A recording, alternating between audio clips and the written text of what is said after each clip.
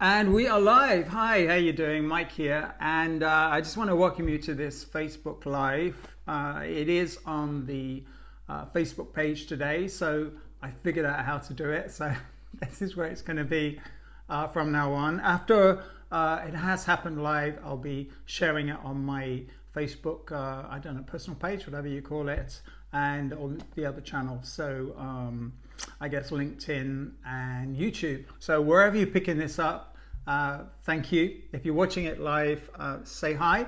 If you've got any questions, if I can help in any way, you know my skill set.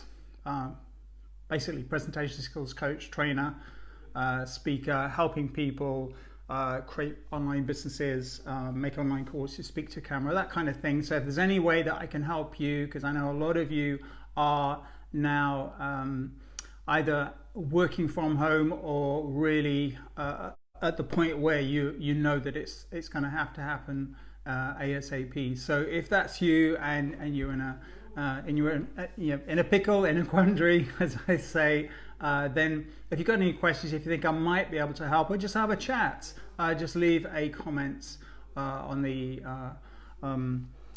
spaces below, on the boxes below, as I say, whichever channel or platform you're watching this on. They've all got boxes or whatever it is that you can feedback on and ask questions and comments, and I will get back to you. Absolutely. I'll be doing these Facebook Lives every day at around about 1 o'clock. I know I'm a few minutes late today.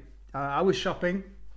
I went with my Facebook face mask that I got when I was in Malaysia a few years ago, and it was a time when some countries around Malaysia burn their crops at the end of the season, and it creates smog, like really thick, like you can't see buildings. And so I bought a stack of, or a packet of, I think 5 face masks, surgical face masks, because that's what everybody wears over there, just to protect themselves a little bit. And I still had some in the cupboard. So yeah, I just went to the supermarket, to Tesco's, and bought some things for myself and also for a couple of neighbours. So that's why I'm a few minutes late today. At least that's my story anyway. No, I just arrived home. So yeah, we started this. I'm not sure if you were aware that we started doing this live last week on the. Hi Maria, how you doing? Good to see you, my darling. Hope you're well. And yeah, we started doing these Facebook Lives last, I think, Thursday or Friday on my Facebook personal page, because I couldn't figure out how to do it here, and now I have, so that's why we're here. So I think it's day 3, and I think I did it on Saturday and Sunday as well. So no, maybe not Sunday, I think Saturday. So we're on about day 3 or 4. So as I say, I'm asking for questions and comments, so people, that if I can be of any help or service or insight, or you just want to have a moan, you know, just leave comments, or let's have a conversation. We can set up Zoom calls and Skypes and all the rest of it. And if I can be of service, then, you know, that's me doing a good thing. That's my good deed for the day.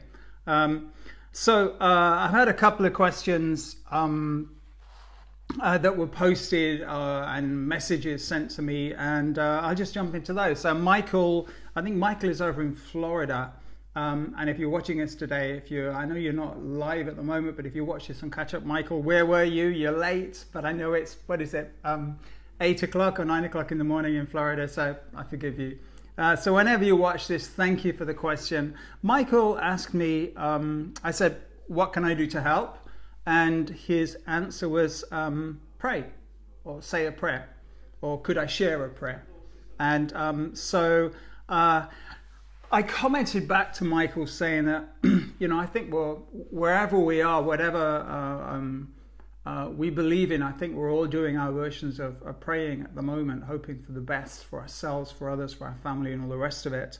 And I wanted to share something that is, I don't know whether it's a prayer, it's certainly something that I use when I'm doing a mindfulness meditation. And it's something called Metta Bhavana, and it's from a Buddhist a meditation.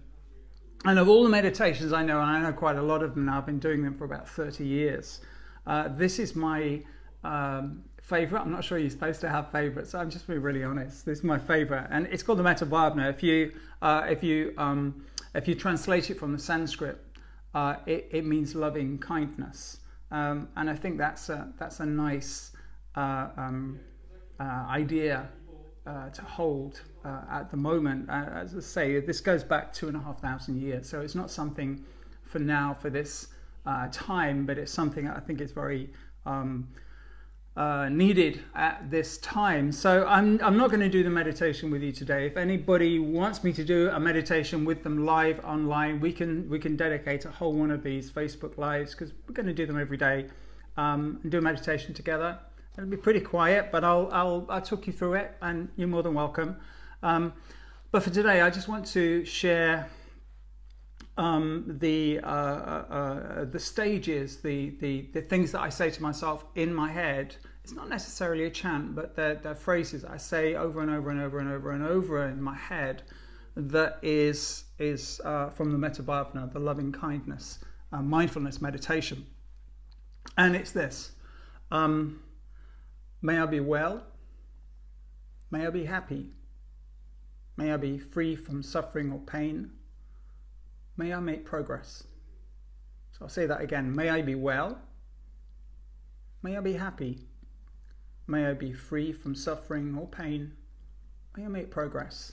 And then there are various cycles I go through, or people go through when they're doing the Metta Bhavana, in that I usually spend 5 minutes on each segment, and there are 5 segments. So the first segment is where we wish loving kindness to ourselves. So may I be well, may I be happy, may I be free from suffering or pain, may I make progress. And so I do that over and over again in my head. I don't say this aloud because I'm meditating. I'm trying to quieten the mind down, and then I've got I don't know, it's an app on my phone, and it's a mindfulness app. I can put a link below if you're interested in it, and all it does, it times the meditation for you, so you don't have to sit there thinking, has it gone on too long, or am I finishing too early, because it gives you a ring, and you can choose the ring it wants. I've got something like a Tibetan long bell. It just sounds like one of these kind of like brass bell bowls, and they have this hammer, and they bash this bell, and it just sounds very beautiful, and the resonance goes on for a little while. It's really nice. So I have that at 5-minute intervals as I'm going through through my mindfulness meditation, the Metta Bhavana, and so I just know I'm on track. So the first one is, may I be well, may I be happy, may I be free from suffering or pain, may I make progress. And then I move on to the second one. And that's when the bell, that's the 5-minute timer, says I need to move on to the second one. And the second one is where I wish a good friend well, happiness, free from suffering or pain, and may they move forward and progress, however you want to say it. So that's when, and it's a good idea if you have someone specific in mind before you start the meditation each time, if you want to do this.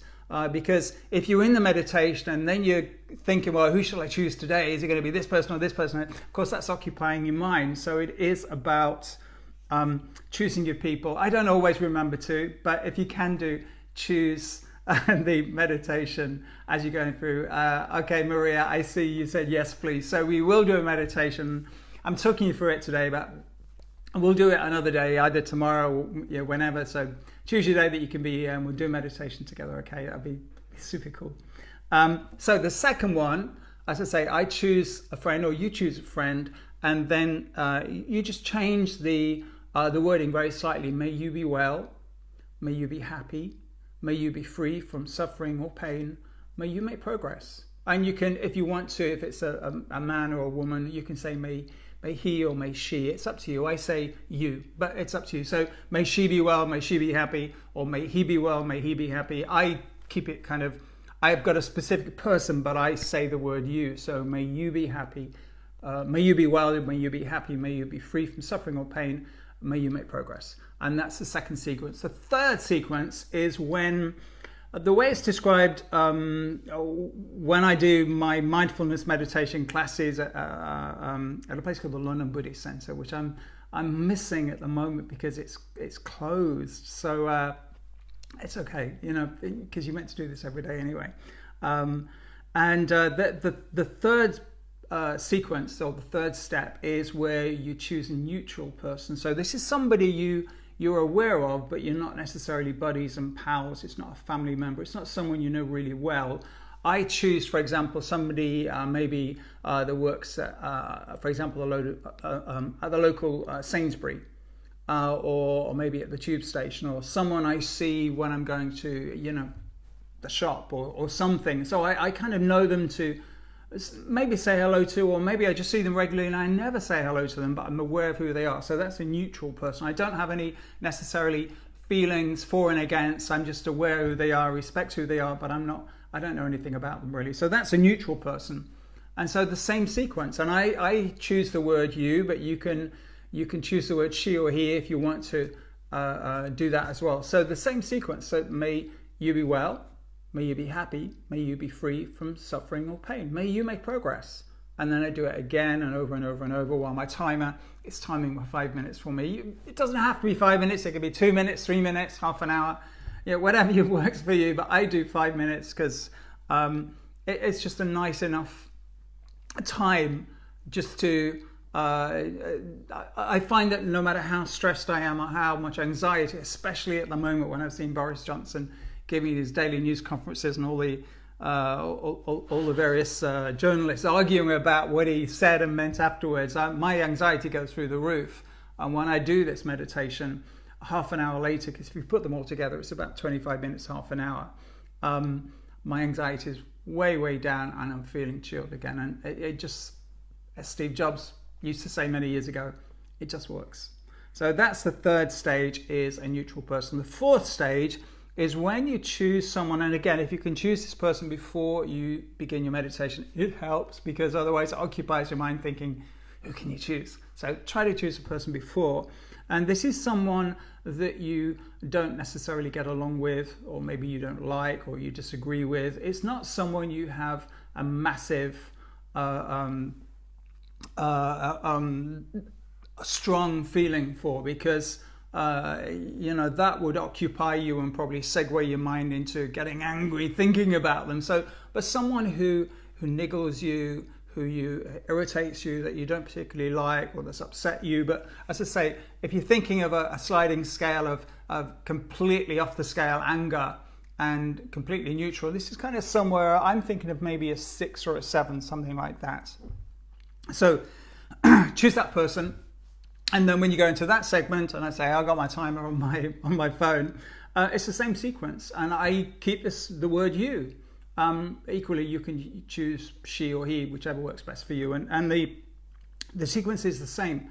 May you be well, may you be happy, may you be free from suffering or pain. So may you make progress. May you be well, may you be happy, may you be free from suffering or pain, may you make progress. And just again, by doing that over and over and over again, just quietly in your mind, you'll be surprised just how you feel subtly lighter when you think about this person afterwards. It doesn't have the same kind of level of ferocity that maybe the feeling had before. And so it's really useful. And then the fifth and the final stage is where you bring the first 4 stages all together. So you think of yourself, your good friend, the neutral person, and the someone that kind of maybe you don't particularly like, and you put them together. And again, you can choose the word you or we. So may you be well, and you're including yourself and the good friend, the neutral person, and the person that kind of upsets you a bit. So may you be well, may you be happy, may you be free from suffering or pain, and may you make progress. And that is it. So, Michael, wasn't necessarily a prayer, but it's what I do every single day, every day. And I do it for between half an hour and 45 minutes, because I do some quietness, breathing kind of stuff just before and just after. And so that's my way of I was going to say praying. Of course we pray sometimes, of course we do. But for me, this is something I do the most regularly. And so hopefully that's useful. And Maria and whoever else is going to be watching this, I hope this is useful for you. I think especially at this time when we're navigating this situation and nobody quite knows what's going to happen or how long it's going to happen for. And that gives us massive uncertainty. And when you kind of tie that in with our families and if you have children and relatives and stuff and friends, it's just massive uncertainty. So anything that can calm and center and just give you some sense of ownership of your own peace is I think it's really useful. So that's what I do. The other thing I wanted to mention, I had a conversation with somebody I think yesterday, and it was an interview I saw on the Andrew Marr show yesterday. It's interesting in these times that we maybe watch things on the TV we wouldn't necessarily watch or equally read, etc. And so I watched the Andrew Marr show, and if you don't know who Andrew Marr is, he's basically a journalist who concentrates on interviewing kind of prominent key figures from the world of politics, mostly British politics, during the present day. And sometimes there's some European and politicians in other countries that he interviews as well. But I think for the most part, it's British politicians. And I really, really respect the guy. I like him. I don't usually get up on a Sunday morning to listen to his show. It's about 9 o'clock on a Sunday morning or something. But this week I did. And he had his range of guests on. I can't remember who most of them were, but and it was a good program. And but one guest he interviewed was Stephen Fry. Now Stephen Fry is a writer. He used to be a stand-up comedian. He's an actor. I mean, he's just an all-around good guy. And he's also the president of a mental health charity here in the UK called Mind. And Andrew Marr was interviewing Stephen Fry in his capacity as the UK president of Mind, and particularly how we can cope with anxiety and stress and dealing with this massive uncertainty in our lives at the moment, where the bottom line is that we are sociable creatures. That's how humans have evolved and survived through thousands of years, and that's the one thing we have to cut back on now is social distancing. And so how do we cope with that? Because it's when we get sad and we get lonely and our health can be impacted, including our mental health, when we withdraw. And that's what we need to do at the moment to avoid getting sick, with the virus. And so it's how Stephen Fry is dealing with this. He lives in Norfolk and with his husband, and how they do it. And so and it was a great interview. I'm a complete pushover anyway. I really, really like Stephen Fry. But the shame for me was that Andrew Marr spent the majority of the program, and I know he's surrounded by producers and the director, that he doesn't make these decisions, but the majority of the program was talking to politicians who were talking in politician speak, where they seem to answer questions but they don't really give you any information or answer anything. And then Stephen Fry was interviewed, and that interview was kind of all too short. It was cut short at the end, and I'm thinking, this is what people really need. This was so valuable. So anyway, I came away thinking that, but what Stephen Fry talked about was what I want to share with you. And there were several things he talked about, but what I wanted to share with you that I took away was this concept of social isolation, staying home. And one thing he said was that for him, time seems to it changes its way of being. Yes, there are still 24 hours in the day, but those 24 hours show up in different ways when we're constantly at home, and potentially for months on end. And so how we use that and how we kind of make peace with that, in that usually when the world is its normal crazy self, a lot of people get up in the morning, they're late for work, and it's like high speed getting the family and themselves showered and breakfasted and everything, and then just dashing out the house and doing the commute and all the rest of it. We all know that. But of course now that's not the case. And so so how do we deal with that and live with that and not go crazy. And that's what Stephen Fry was talking about. So a few of pointers he shared was, number one, maybe have a schedule. It's I know this last week for me it's really easy to stay up watching this kind of scary news at night, and then maybe try to relax with a movie, and then suddenly it's 1 or 2 o'clock in the morning, and so sleep in later than I would normally do the next day, and then suddenly after a few days of that, the whole kind of routine is out, and so just to have a schedule, what time you go to bed or what time you get up in the morning, is useful. It doesn't have to be the same as it would normally be were you commuting to the office, for example, or going to work in some way. And so just think about how that would best serve you.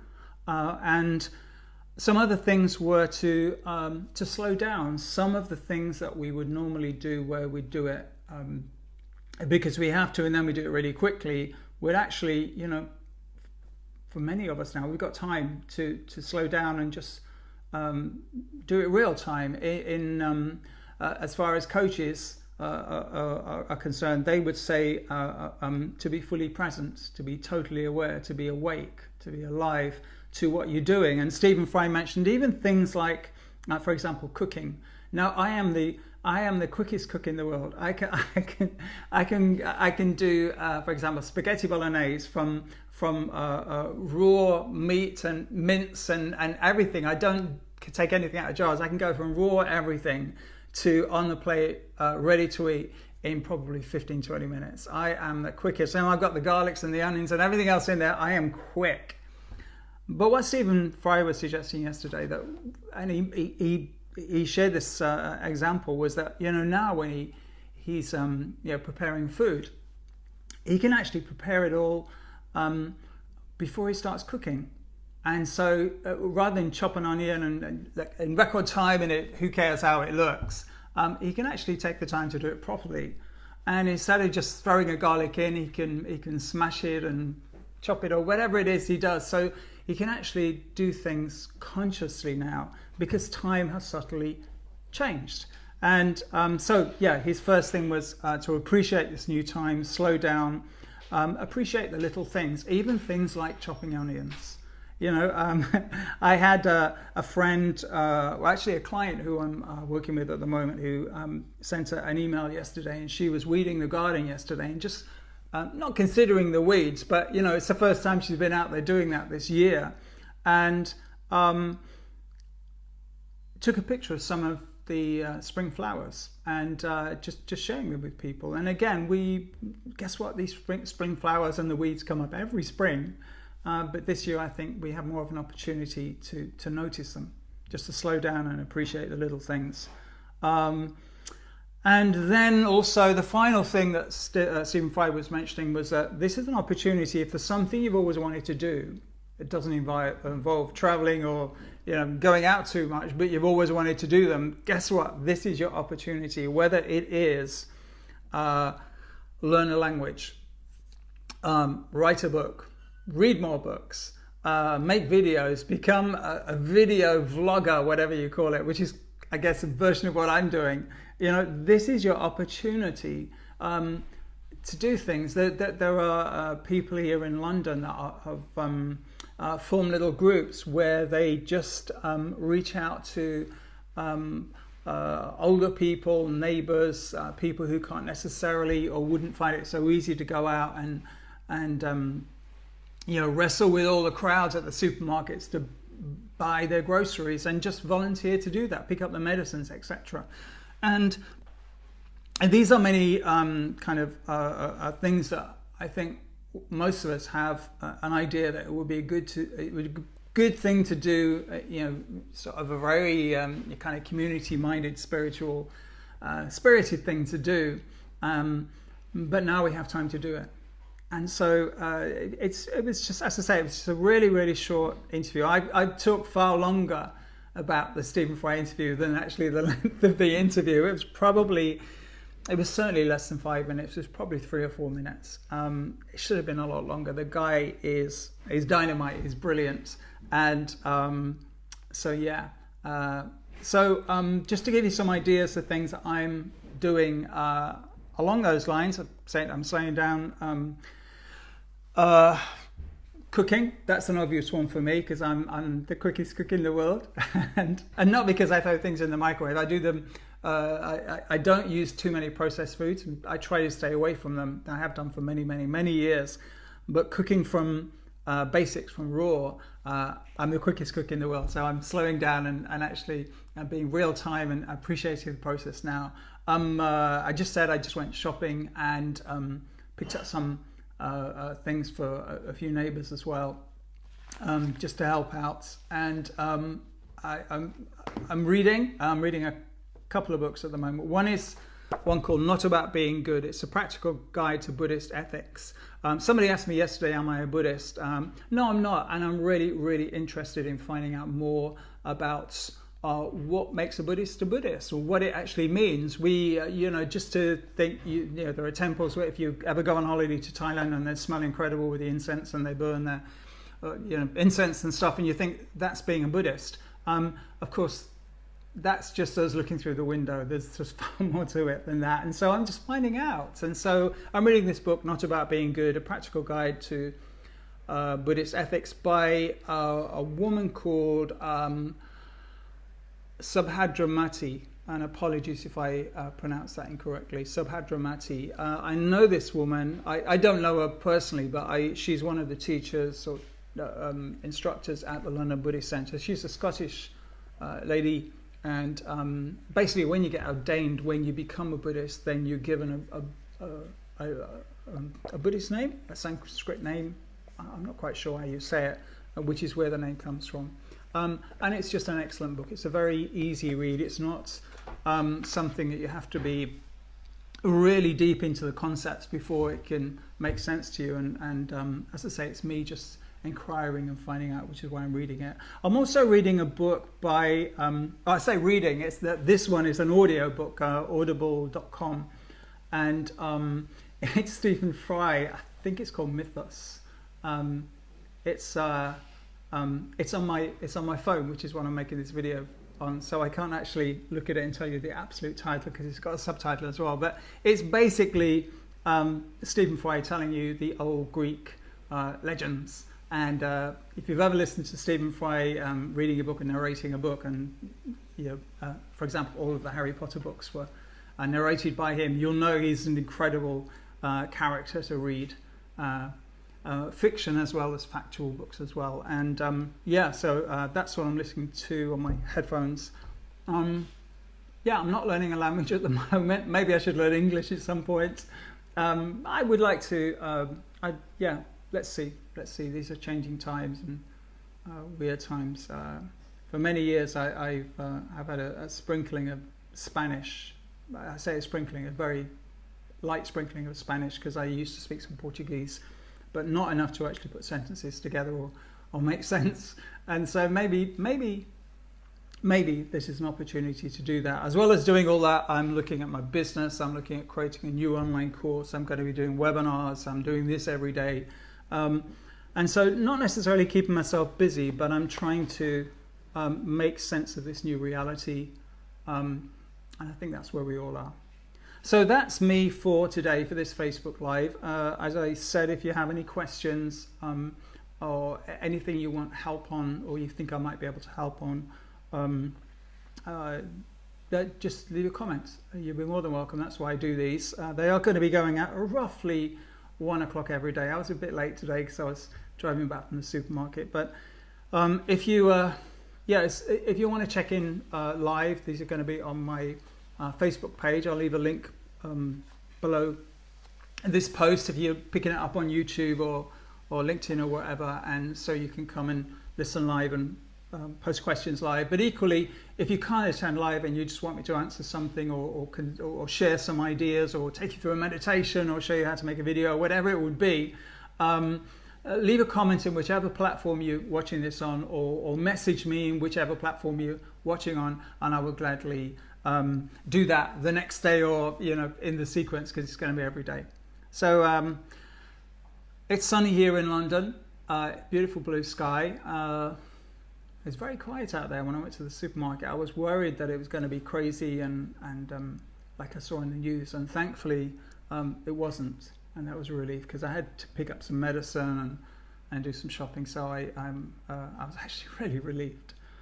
So that's it for now. I'm going to have lunch now and then do some work this afternoon and go for a run before it gets dark later on. So whatever you have planned today, stay safe, stay healthy, be kind to everyone around you, and I'll do this again tomorrow. Take care. Bye.